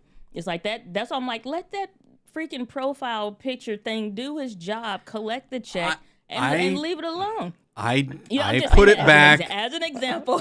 I put it back months ago. I put it back months ago. I'm firing up the coffee video. It's coming back on. I put it back on. I waited until like the Fear Not Bible verse video overtook it, and then I let it go, and then it like popped off again, and now it's back in first place, and it drives me crazy. I did that with it's the banking video, and it was like a Square versus the PayPal here thing, and people are asking like, again, still comments on that. I'm not answering them. You know, it's like the temptation's real, Diana. It's it's like I've taken those videos down. Same thing. I've taken the videos down for a season, just like because I want to see if YouTube will stop sending it to it if it's gone for X amount of time and then put it back. But it doesn't. It's like if people want what they want. But here's my thing though too. It's like if I'm going to serve people in that very small aspect of what they're doing, fine. Number one, it's like it's a lesson for in the bigger picture of like I tell people like from stage, you can go back to my very first videos and you'll see me with the Whitney Houston lip sweat sitting in a car with a ponytail, and I think it's like a pink polo. Don't go back and watch that video, but it's there. And people have, so it's like the first call with a new client, it's like I went back and watched all of your videos, and they are naming certain ones and stuff. Like, so to the greater picture of things, it shows the story of the creator journey as a whole. So you can say, go back. I have made it, and again, it just becomes a part of the story. I don't get annoyed about it anymore. But the thing is, it's like, again, to be disciplined and to avoid distractions, because all distractions are equal, is still very hard. But obedience means publishing to who I'm called to publish to and serve them in the way to help them with what I'm supposed to help them with. You know what I'm saying? Amen. Thus saith the church. Amen. All right. Well, and one of the other things that we didn't call out in his official like segment on this, but I hope people caught it as you were talking about Streamline Steve and defining who it is that you're called to serve. When we start writing down or asking what is it that they're looking for, how can I actually serve them? That's where we find the video ideas. That's where we find the ideas to make more content, which is kind of how Jarrod, I think he had ended our conversation on Friday night before all this took place on Saturday night. And he's like, fine, Diana, go ahead and give me a list of videos. And then next thing you know, Diana pops back in. She's like, well, I've got 40 right now. Because you had kind of already figured out who he's called to serve because you kind of sat in that role there and like you watched his content. And it's like, oh yeah, it ministers to me in a way that I would want this, and this. And that's the kind of stuff that I think if we would find our Streamline Steve, then we would be more focused on getting the clarity of the who, the what, the why, and then the how. And the where should always be YouTube, because YouTube is still the place. Right. And it's that's like even if you're watching or listening on any of the other platforms, YouTube is still the number one podcast platform. Take that, Spotify and Apple. Take that. It's like, but the why you're doing it is the biggest of those to answer, because, and I think for a lot of pastors too, it's like they post and they pray. Yep. I'm posting and I'm praying it does well, and you're waiting, and it's just like post and keep moving, keep going. You know what I'm saying? Just like post and keep going. And so the fact that, and I hate to see it because I do see a lot of pastors, and I for the most part, I'll go through because I'm looking to see who's actually going to do this. Yeah. Because as far as it stands presently, and I'm calling out all vlog pastors, not Here just she goes. you guys, I'm calling out all vlog pastors. It's just for your own good. Here it comes. The Diana Gladney we've come to know and love. As it stands, none of y'all are doing it. None of you are actually vlogging and you're sharing your pastoral work or the who you are. You're occasionally doing it sometimes when you feel like it, when you're faith-filled in a moment or you think it's good or whatever. Christians are supposed to be some of the biggest believers in faith, and you fail in sharing that online. So we tend to be faithless. I encourage, and my challenge, if you are a pastor, you know your medium is YouTube. I don't care the who or the sect or whatever. Maybe it's not necessarily vlogging, but if it is specifically vlogging and you know this, get to work. And stop watching all the numbers. Ignore that for a time, because it honestly only takes the right quality view, the right quality audience to completely change your life. But if you're not active enough, if you're not posting enough, you're not putting in enough work, all you're going to do is create more problems. And whether you want to believe it or not, you're being creative all the time in creating excuses, because either you're going to create content or create excuses. I don't like it when she's right. And may the Lord bless you and keep you always. Okay, hey, so practically, here's a good question. Comes from Brian Sorosa. Yeah. If we are failing, what does winning look like to you, Diana? The thing is, it's not to me. What is God calling you to do? It's being obedient. Here's the thing, so we always like change the name and have fun in our group chat. Obedience equals posting. I'm not saying go, I almost said balls to the wall, but it's out there now. But I'm not saying to go stark raving crazy and like we need to post 72 times per day. If the first step to you re-engaging in all of this is putting up a 2-minute freaking video that you're not trying to fancify the editing and saying, here is my recommitment. Here is my recommitment, not to the audience, not to the people that are already subscribed, but like, what is your commitment to God in doing this? I'm never trying to be answerable to my audience. I'm only thinking about, am I doing what God called me to do? And if I choose not to do something, is that a form of disobedience? If I say not doing the work and I quit, I'm in full form of disobedience. So it's not to me, or like one post per week is success. Like it could be start with a short, because that's 60 seconds or less. So it's not about what it looks like. To me, it's just like, okay, if the easiest form is for you to do a story, it can be 15 seconds or less, and say, you know what, I've fallen off with what I wanted to do, what my vision is, and who I know I'm called to serve. I'm recommitting and I'm putting it out there in public that I'm getting ready to start vlogging on my channel. I'm actually recording this right now because this is the first beginning of me getting started, and I cannot wait for the content that's to come. And it's just a story, no editing, no whatever. And then now the camera's already recording that bit, and it's like, and it starts today. End of the vlog, post it.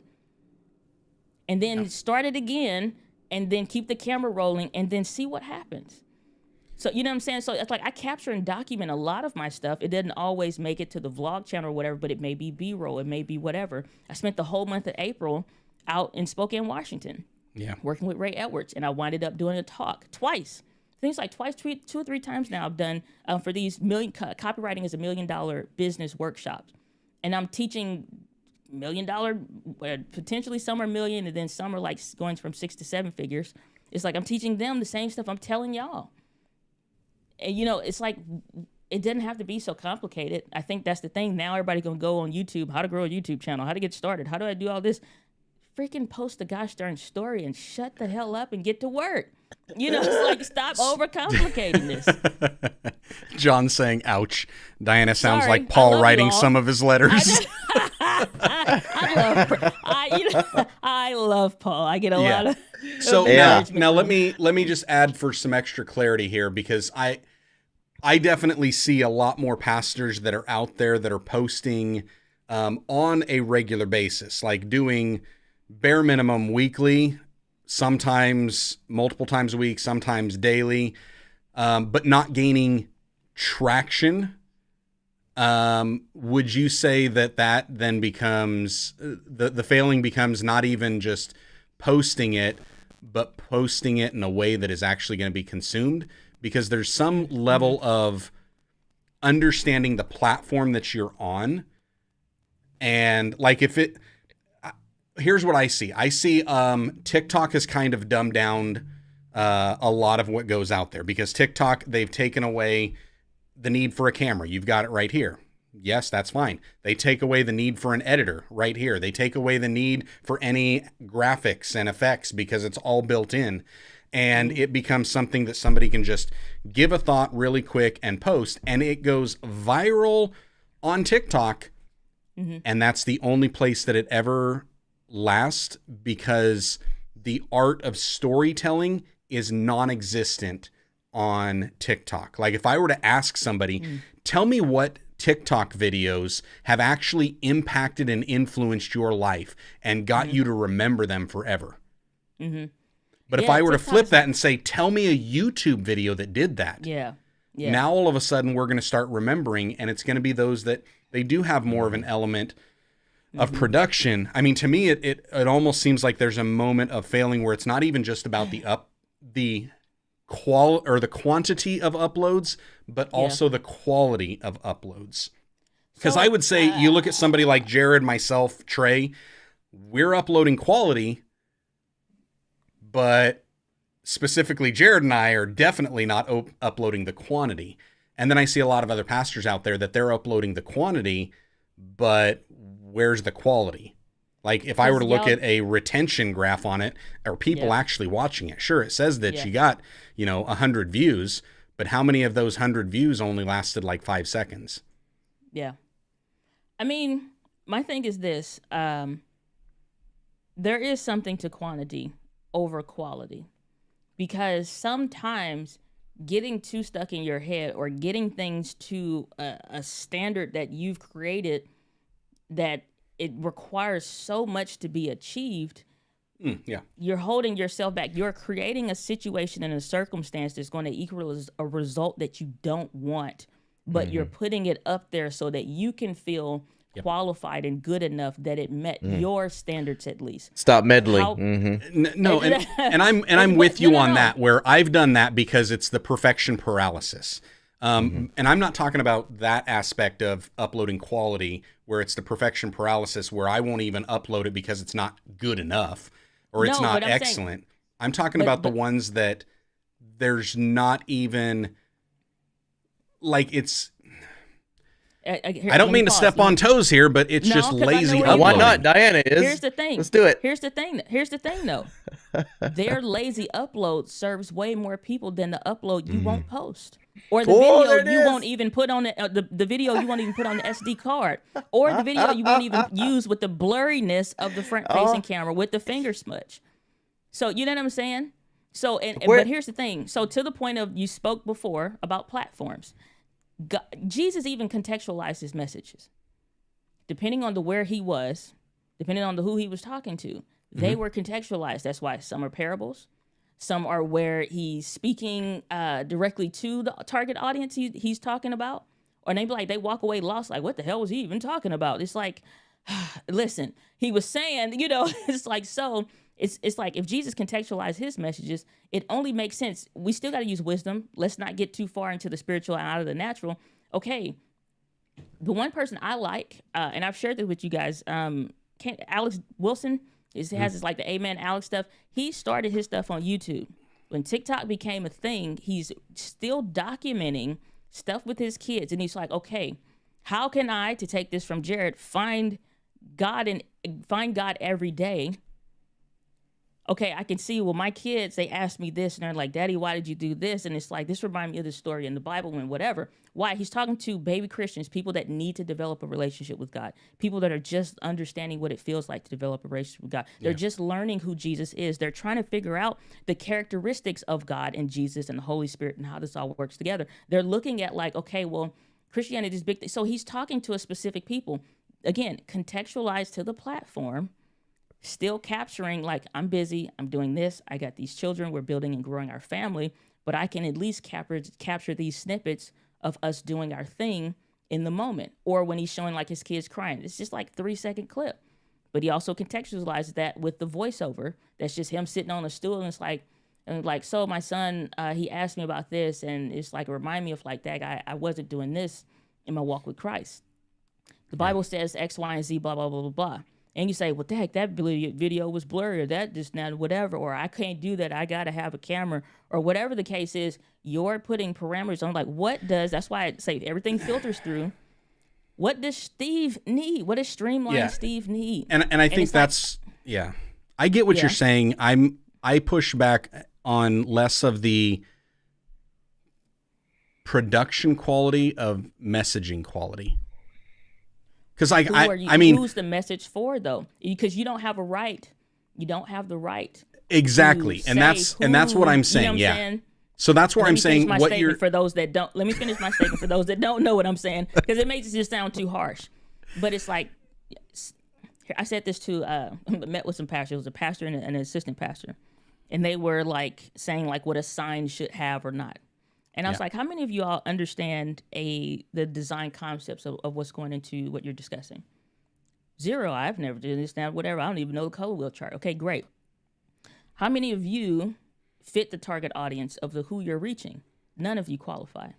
So the person that's actually done the research to do the thing, to post the stuff, it may be not appealing to you. So you don't have the right to judge what is going to go out that is specifically segmented and to target and appeal to who it's intended to, because it's hitting with who it's supposed to match with.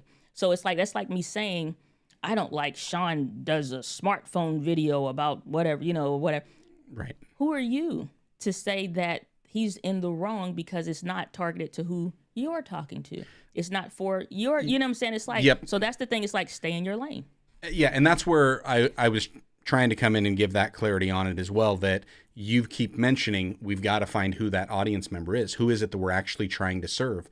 If we're not delivering on what they actually are looking for and what they actually need, whether that be with the quantity or the quality, then, because if you're talking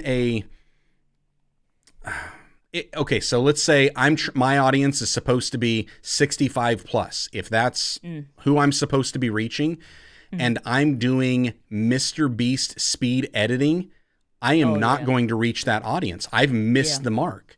Now, if I do a slower, more one take type of a deal, they don't care if the screen's blurry. The only thing they're going to care about is the audio, because they may not even be watching it. All they're trying to do is listen to it. Yeah. So understanding the audience and how do they receive from it. And that's where I just wanted to add, when you talked about, how we're failing, I think that the vast majority, maybe not all, but the vast majority of pastors on YouTube, especially those of smaller churches, are failing because we're not serving our audience who we're supposed to serve the way they need to be served. True. I'm doing it with quality, but I'm sure not doing it with quantity. and you're spot on there. And yes, that stings. And yes, that felt like an Apostle Paul rebuke, and I will receive it because I receive it from the Lord, and whom the Lord loves, he chastens. So I will take it. But I know there are others that are out there that it may be more of a quality issue. And if your audience is a TikTok audience, if you're supposed to be hitting that 13 to 17, TikTok, don't worry about editing. Just upload it and mass upload and just keep uploading and uploading and uploading. But if you're trying to get somebody else that doesn't do that type of platform and that type of quantity, and then you wonder, why am I not getting the reach? Why am I not getting the views? Well, this is likely why. And I'm very much, this is where my bias comes in. I'm very much a story-driven personality. I receive by stories. I have to. And that's where I don't care about the production quality as much as the story that's in it. And it's taken me a while to try to get to that and understand that. Like, why do I gravitate towards anything and everything that Casey Neistat will ever do? Because he's a masterful storyteller. And he does it in a way that, like, how does he make something so mundane seem so interesting? And how does he connect with me on that deep, more than just a surface level? Yeah. So, but the repetition is the mother of all learning. It is. You know what I'm saying? So for that person, because I see Brian saying like the editing literally drains me, and I get that. Like, we talking about doing like the 12-man band kind of thing. Like, but that's where for a lot of ministries too, like, he's like, I don't understand story. I got the message. I don't have the method. Like, I don't get the like, I can't do that. That's not my gifting. It's not. Guess what? You have a whole community around you. If you put out an APB saying, I am looking for 16 to 17, 18, whatever, you're going to pay as much if you can pay, or if they're in college and they have those skills or something that they're designing. Every kid from about 8, I think, years old now, the survey is saying, all the way up to high school, and even some college students, which by that point they're doing it, want to be a YouTuber. Allow them to be that for you. Everybody wants to be a quote unquote a D-Rock. That's a category of a videographer now. You know what I'm saying? So they know what that is. You say, I'm looking for a D-Rock in the St. Louis metropolitan area for the this, that, and whatever. Just to get the skills, just to be able to do the thing, they would love to do it. They got to get community service credits hours if they're in middle school or high school, and they have to get some kind of a practicum or be doing some kind of a apprenticeship or whatever it is in college, so that they have the credits and all that stuff. Let them do it for you. Yeah. Stop. You know what I'm saying? Like, you don't have to do all the things. We're those what Sean Cannell would call like a shredder. You know what I'm saying? You shoot, record, you edit, and you're doing the whole thing. But you don't have to. Not everybody is going to be, interested. And like, if you're draining with the stuff, guess what? The great news is you just uncovered where you need help with all bottlenecks. Like, we can identify what the bottleneck is. If it's the editing, if it's the posting, or it's like having that filter of, I know I think this is good, but does, again, like I said, Streamline Steve think this is good. Have a Steve avatar to watch it that knows nothing about nothing of what you're doing. They're not going to be your friend and say it's great because it is. And let them say and be like, oh, you lost me 3 minutes in because you just like talking about whatever and blah, blah, blah. And it's like, oh, let's cut that bit out then. You know what I'm saying? And so you constantly tailoring it to be more contextualized or what have you. Yep. All right. Amazing stuff. As always, Diana. Hey, Diana, as we get ready to wrap up, as we get ready to hit the final on this, tell everybody what you got going on. I mentioned it ahead of time. Everybody needs to go over to onerightvideo.com. Check out the Amazon bestseller right there on the screen. Y'all see that? That's what you need to get. Right video. You need to get that one. Give us a little quick pitch on that. What is it? Who's that for? What's it going to do? What's it going to teach us if we read it? Because you haven't released an audio version for me yet. In the process, gotta wait and shoot. But The One Right video, that is specifically tailored to content creating entrepreneurs, which I've had some pastors and stuff that read it, which is great, but it's specifically tailored to content creating entrepreneurs so that you can understand how to marry your business and your content together to start getting more leads, start getting more sales, and sharing your message and amplifying your brand using video. So I go through the tech aspects, which is like the Alvis hierarchy of investments, which I kind of touched on in that last podcast. Yep. So you know how to buy. I talk about getting past those personal development hurdles of, feeling like an imposter and all those different things. And then towards the latter half of the phases in the book, we talk about how to start building and developing a team. And if you already have one, to start getting them ingrained in what you're doing. And so it's not a super long book, but we do go and cover that specific information. But again, it's tailored to content creating entrepreneurs. All right. And if people want to connect with you, want to see what else you got going on, where can they find you at? You can find me at Diana Gladney, of course, on YouTube and everywhere else except for Twitter, because I messed that profile up. So it's at Diana Gladney and the number 2. Wonderful. That's all right. We're used to Jarrod where he's got 8 different little things and he never wants I'm still anybody to finding find him on myself. Twitter. I feel you, man. So yeah, we've got links down in the description below for our YouTube channel, Instagram, and onerightvideo.com. Go pick up the book. All right, that's our scolding for this week. I hope y'all were thoroughly convicted like Jarrod and I have been over the last several days. Thank you, Diana. Get about the sick bed. I hope y'all find it helpful as well. I'm sure down the road we will have Diana back on here. And I guess until next time, that means y'all need to just stay blessed, enjoy God's best, and have a fantastic week.